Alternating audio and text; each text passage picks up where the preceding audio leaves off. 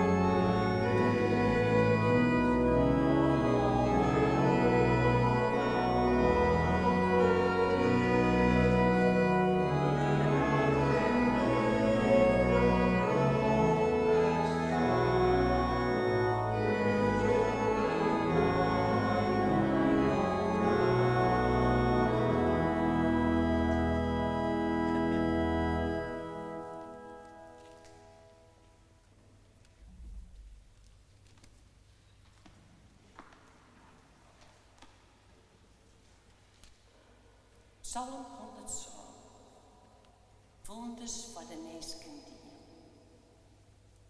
Dank je de Heer, want Hij is goed. Ja, eeuwig door het zijn gunst. Dat moet zissen, die toch de Heere verlost binnen, die er uit de macht van het zinstander verlost had, die er geerbracht had uit vreemde landen, uit East en West, uit Noord en Zuid. Won van haar zwerven in de wildernis, in de steppen. De waai naar bewennen oorden konden ze net vinden. Ze kregen honger en nog dorst daaroverheen. De kiel wie haar zuiver verraden. Maar doet zo'n Heere rapen in haar need, redde hij ze uit haar angsten. Hij bracht haar de rechte waai weer op, om in bewennen oorden te komen. Ja, motte de Heere dankje voor zijn gunst, om me wonders om mensen dienen. Want dorstigen had er drinken jon, en hongerigen joegen zet.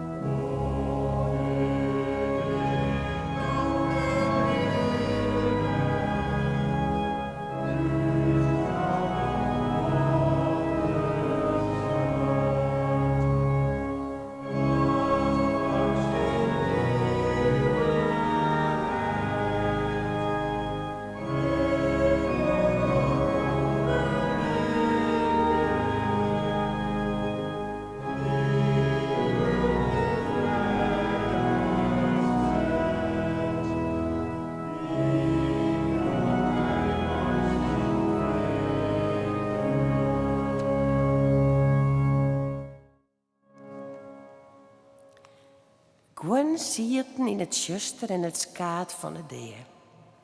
Vestzet in ellendige Jezus. Om zijn hart in Gods worden verzet hielden.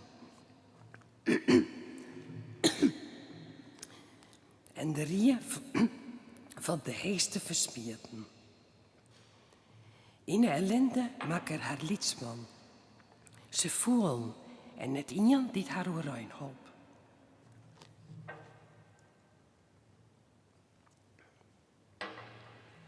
Maar doet zo'n Heere rapen in haar need. Verloste hij ze uit haar angsten. Hij vierde haar uit het juster en het skaat van het deer. En skorde haar boeiens ontstekken. Ja, motte de Heere dankje voor zijn geust. Om een wonders om meesken dien. Want koperen dwarren had er iepen brutsen. En ijzeren skwattels stikken slaan.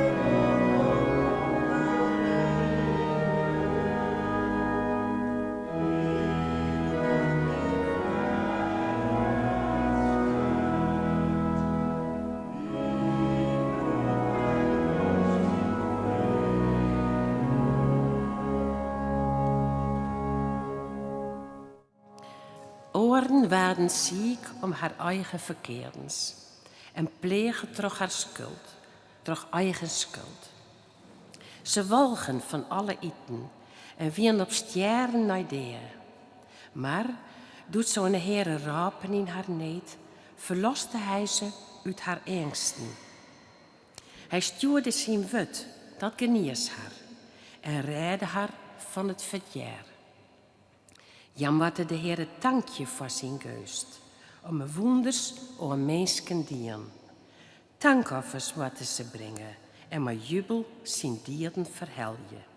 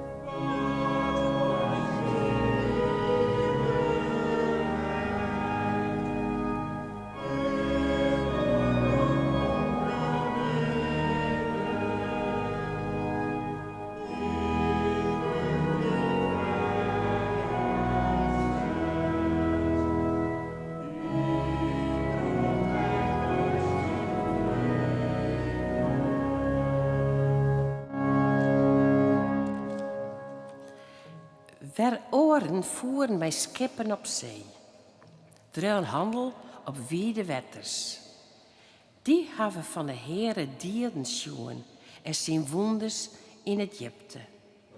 Hij spreek en bestelde een stormwind. Die jagen de wegen omheeg. Ja, riesten hemelheeg en voelen in Egypte. En joegen de moed verlen in Sokneetwaar. Ze tommelen en schommelen als een dronken man en haar zeemanskunst wie om een nacht. Maar doet ze een Heere rapen in haar neet, verloste hij ze uit haar angsten. Hij liet de storm bedarje, dat de wegen van de zee joegen haar del. Ze wienen blied dat die belunen en hij bracht haar naar de begeerde haven. Ja, moette de Heere dankje voor zijn gunst, om een wonders om mensken dien. Hem heegzette in de geerkomsten van het volk. Hem huldigje in de geerzet van de oudsten.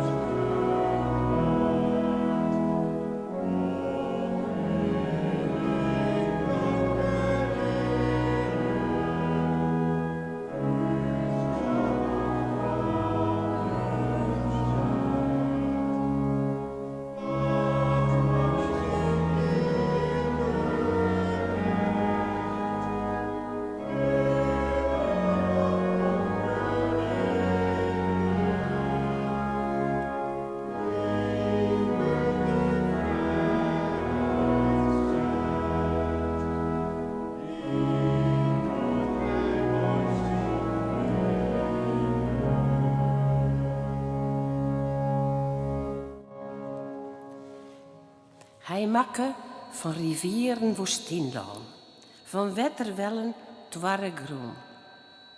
Vruchtbaar laan veroren in een zaadveld, vanwege het kweer van de bewenners. Maar ek makke er van woestijnen wetterlaan en van dwarre groen wetterwellen. Daar joegen hongerigen een thuis. Die bouwden haar een stad om in te wijnen. Ze brachten ekens in siert en leinen een wingertzoon die haar vruchten joegen. Hij zegende haar dat ze machtig waren en joeg haar de romte van vee. Maar waren ze minder en boogde haar del onder de druk van onk en wee, dan smeert er verachting oor de hegeleur en liet haar dwarmje in onbepaalde wildlaan. Maar Eermen tilde er uit de linde omheeg.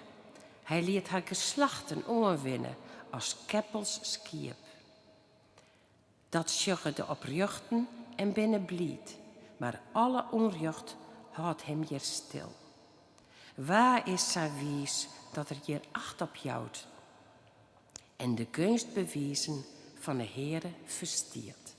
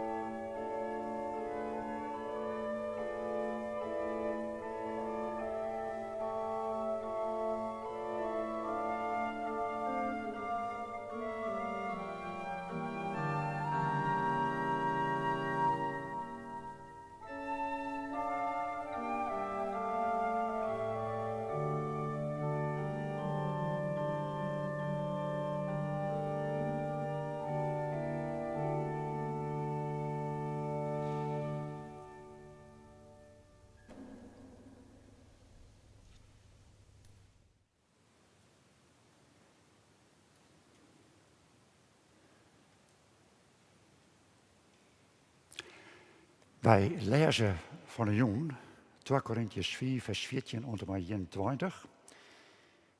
Dat is de epistellezing van deze snijn. En daar wil ik een paar dingen over vertellen. Paulus, de apostel Paulus, jouwt in deze brief een verantwoording van zijn apostelschap. Dat apostelschap lag onder vuur in de gemeente van Korinthe. Er was kritiek. En als Paulus hem dan verdedigt in deze brief, komt er net maar een opsomming van persoonlijke verdiensten. Zo van, ik heb dit en ik heb dat bereikt. Nee, hij wijst op de diepste drijfveren van zijn missie. We lezen, het is de diepste liefde van Christus die dus drijft. En hij wijst er op het leeuwen zelfs, het klopjend het van het evangelie. Dan schreeuwt er, Christus is voor u stoon en opstien. In hem had God hem verzoenen met u en uw wraad. En dan valt er in de Friese Bijbel, zoals we die Jevarus hebben, een paar keer het woord vermoed zoonje en vermoed zoning. Dat is een oud Fries woord.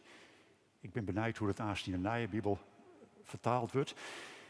Maar hier jij weer dus van vermoed zoonje. Wij broeken dat woord ons net zo volle meer, maar het is wel een kernwoord in ons leven. Het jouwt aan dat God in Christus de schijnde relatie hersteld had. Hij had het weer goed maken met u. Hij brengt u vrede.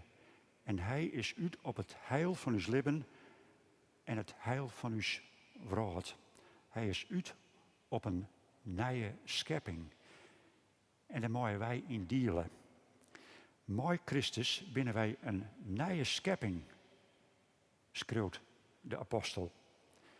En met die grote woorden schreeuwt er over zijn missie en over het evangelie.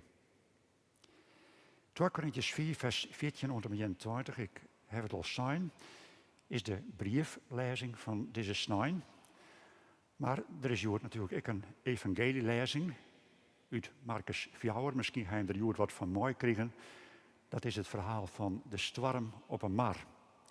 We lezen het nu net, maar het is toch goed om het er even nooit te lezen. Het verhaal over de storm op een mar. Jezus blikt uiteindelijk de baas te wijzen over de wegen en de wien. En dat laat dus zien dat hij Heer is uiteindelijk over de kwade machten. Ook al stormt het nog zo in uw leven, ook al is het zwier waar in uw wraad, zijn liefde zal het winnen van alle kweer en die zijn verzoening zal u weer vrede aan. Het is goed om die woorden die we van de jong lezen uit 2 Korintiërs 5 in het perspectief te zien van dit evangelieverhaal. Hij die de stormen stil maakt, zal ook de stormen in uw leven delbijtje en uw wiere vrede brengen. Vermoedzoning. We lezen nou 2 Korintiërs 5, vers 14 tot en met 21. De apostel schreeuwt, want de leefde van Christus dreeuwt u. Zo'n wij inzongen hebben dat in je voor alle jaren stoon is, maar dan binnen ik alle jaren stoon. En voor alle jaren is er stoon dat die libje net meer van zichzelf libje zoen, maar van hem die het voor haar stoon en opwekken is. Zo kennen wij van nou al geen eer meer op menselijke wijze, al hebben wij Christus zo kent, dan nou dus net meer. Zo is dus wat in meer schip maar Christus lebt, een nieuw schepsel. Het oude is voorbijgaan, zie wat nieuws er komt. En dat komt alleer van God, die dus met hemzelf vermoedzoenen had door Christus. En dus bij dat werk van de vermoedzoening als feinten woon had. Ja, God weer doende in Christus de wraad, maar hemzelf te vermoedzoenen. Maar de mensen haar misslagen net onrekenen en dus het boodschap van een vermoedzoening te betrouwd had.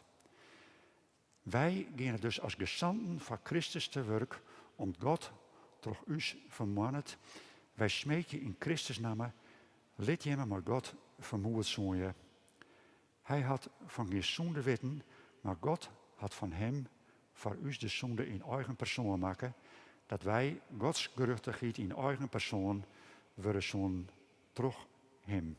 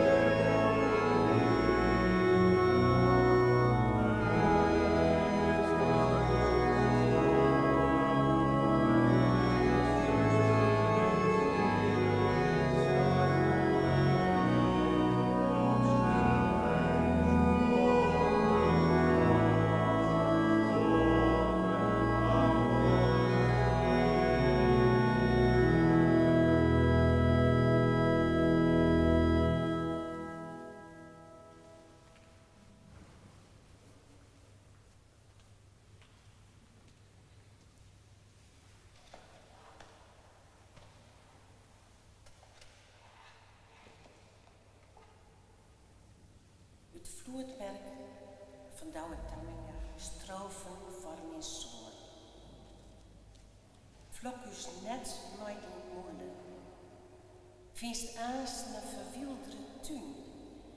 Eerst oer Europa's nachtelijk punt de kluier van de oele. Was toen in breer ek dopen in trainen, had op dit oud heem een trouwe nachtwaarts en beskriem uw schrijf net zonder hopen.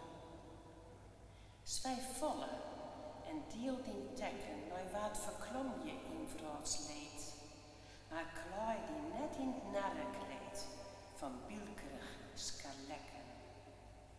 Ren net mij Else klieber, skeen eergend naar wat iets gebeurt.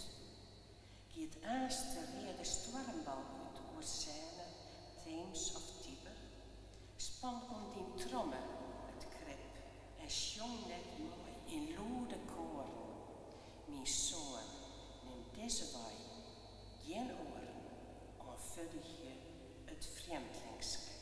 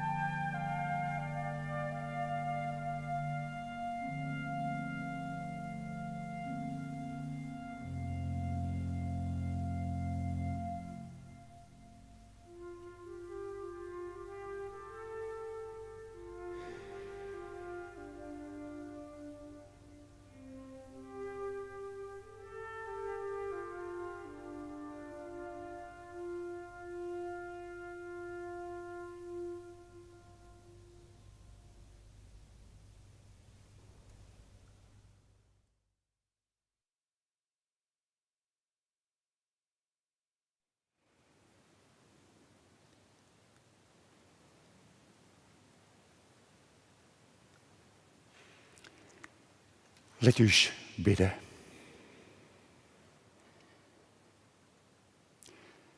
God, jou die het heeg te prijzen binnen.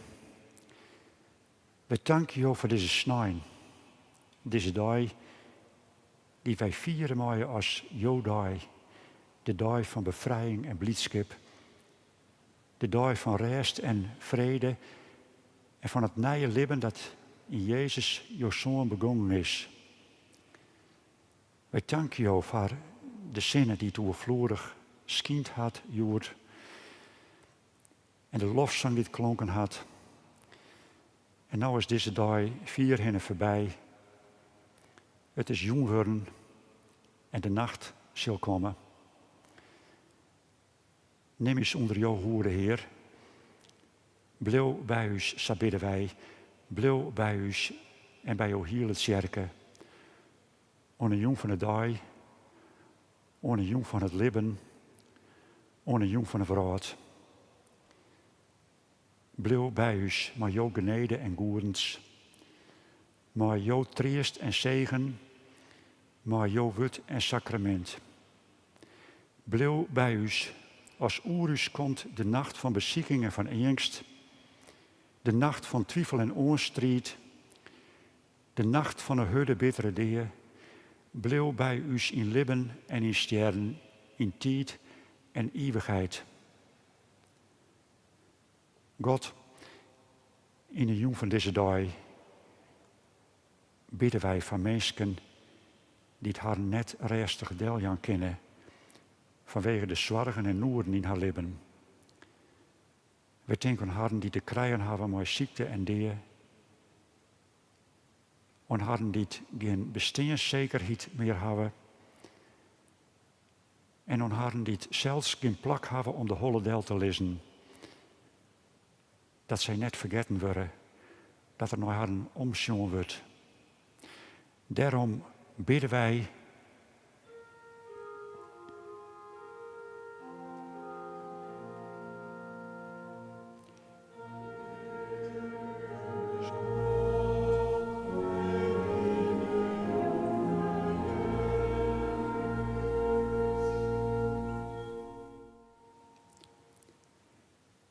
In de jong van deze dag bidden wij voor uw loon en volk. In deze tijden van polarisatie en onverzoenlijke tegenstellings en wantrouwen in de politiek. Wij bidden ook voor harren die u regeren moeten. Om een geest van wijsheid en menselijkheid. Dat er respect voor elkaar wezen mag. En verdraagzaamheid. En sociaal besef. En vrijwilligers om mooi te bouwen aan een humane maatschappij. Daarom bidden wij.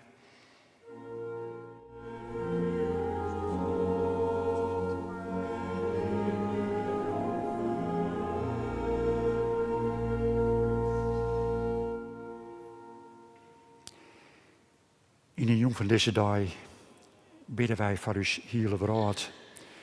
Uw wereld mag zien onrecht en onvrede, zien oorlogen en grote zorgen over het klimaat.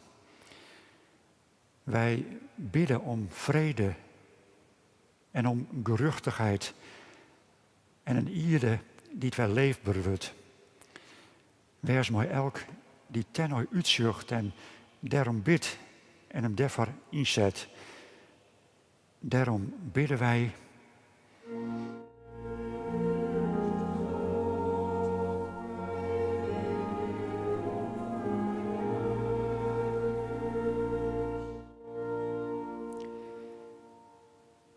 In stilte lezen wij uw persoonlijke gebeden van Jodel.